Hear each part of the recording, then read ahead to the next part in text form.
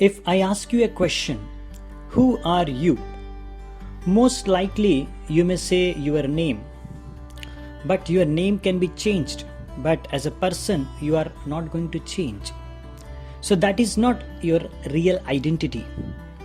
You may finally say the person whom you are looking, this human body is me. Dr. Harry Monson, professor of anatomy, Illinois College of Medicine says, this human body is composed mostly of water.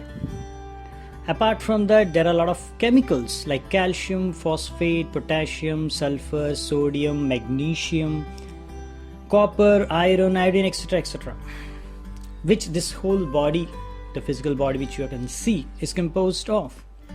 And if you see, the worth is around 110 rupees only. Now, does that sound like you? Please ask yourself, is this the essential stuff of your identity? Don't you feel we are more than the chemicals which constitute this body? Then, what is our real identity? For example, you saw on a road that there is a car accident.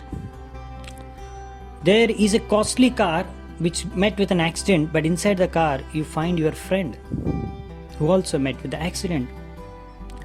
So now what you will do? Will you first take the costly car to the garage for repair or take your friend immediate to the hospital? Definitely you will try to save the life of your friend, and first you take your friend to the hospital. But your friend's body, the worth is less than the car, technically speaking. But you know that the life is very precious and it has to be saved. That is more important than the dead car. So then what is this life? How can we understand? So if you see a living body and a dead body, the chemical composition is same. But there are some things missing. In the dead body, there are no feelings, no thinking, no desires, no movement, no consciousness. So what is that which is missing? It is the same body, but the soul is missing. The soul is gone. The soul has left the body.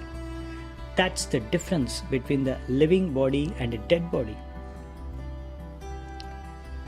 So, according to Bhagavad Gita 2.20, न जायते म्रियते वा कदाचिन् नायं भूत्वा भविता वा न भूयः अजो नित्यः शाश्वतोऽयं पुराणो न हन्यते हन्यमाने शरीरे. The meaning of this shloka is, for the soul there is neither birth nor death at any time. Now what does this mean? The soul actually is present in this body. It travels from small childhood body and then travels through when the body grows to boyhood, then to the youth, then to the adult. Then when the body becomes old and then worn out, the soul leaves that body and enters another body. So what we can understand is that there are two things here. Body and soul both are separate. Body is composed of matter. Soul is the spirit. Body is not conscious, but the soul is conscious. Body changes. Soul doesn't change. Body is temporary, but the soul is eternal. And this body is dead, and the soul is alive. The soul is that which makes body living. That's what we understand. And whenever you see yourself in the mirror, you are not the body that you see in the mirror. You are actually the Atma or soul who is actually present in this body. And this body is like a car or a vehicle, and the soul is like the driver sitting in this vehicle or body and driving or running this body. So that's why there are two viewpoints. One is material viewpoint, where we see that we are bodies made up of matter, we are no more than a bunch of chemicals, everything is finished at the time of death. But what is the spiritual viewpoint? Spiritual viewpoint is we are not the material body of flesh and bones. We are spirit soul, encaged in the material body.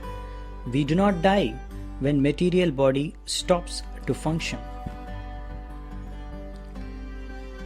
Just as the bird is trapped in the cage, the soul is trapped in the body.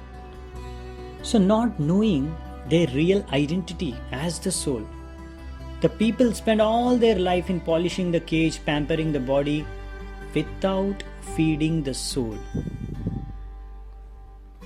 As you can see in the picture, the old lady is polishing the cage. The cage is compared to this body. She's painting the cage, she's very nicely taking care of the cage, she's cleaning the cage, but you can see the bird, it is very hungry and it is not having any energy. It is very morose and sad because she's not feeding the bird but only taking care of the cage. So the bird is not happy. Similar is the situation with most of the people who don't have the knowledge of soul. So they are pampering their bodies, means they are taking care of their body very nicely. They are feeding good food to the body and nourishing the body, decorating the body, dressing the body. But for the soul, as they don't have any idea, they are not feeding the soul. Soul also needs its own food, spiritual food, like the discussion which we are having now. Then soul can become happy. So now you may ask me, what's the proof that there is soul? How can you prove it? Is there any scientific research or scientific proofs? Yes, they are there, which we are going to present in our next session. Till then, thank you so much. Hare Krishna. Hare Krishna. Subscribe to our YouTube channel and press the bell icon to never miss on our updates. Also, don't forget to like the videos that you love.